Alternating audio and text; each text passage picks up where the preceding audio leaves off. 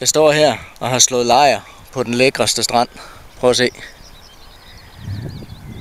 Og jeg ville bare så gerne vide, hvad der er syd og nord og øst og vest.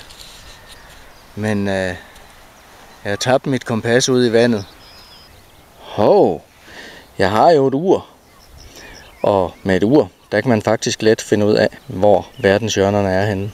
Jeg bruger mit ur og min pagaj. Og så bruger jeg solen, som står derude. Klokken er omtrent 21, men det er sådan set lige meget, hvad den er. Det vi er interesseret i, det er afstanden fra klokken 12 og om til der, hvor den korte viser peger. Den afstand, den dividerer vi med 2. Her, der peger den korte viser på 9, og afstanden fra 12 til 9 er altså 9 timer. Halvdelen af det er 4,5 timer.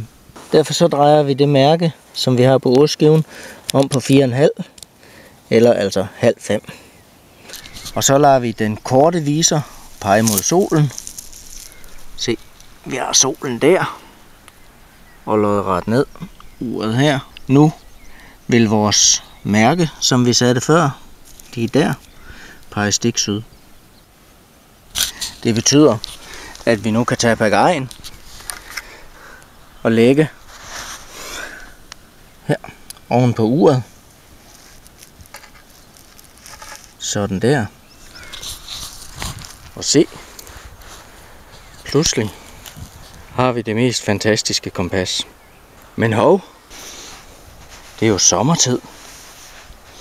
Så i virkeligheden, når klokken er 12, så peger vores korte viser på 1. Så derfor, i stedet for afstanden fra 12 til 9, skal vi tage afstanden fra 1 til 9 og dividere med 2. Se, det er jo så 8 timer, så det vil sige, at vi skal 4 timer hen fra klokken 1, og det vil sige, at vi skal sætte den på klokken 5. Igen, så peger vi den korte viser direkte mod solen. Sådan der. Og nu peger vores mærke her. Altså i stik syd. Vi tager pagajen og lægger.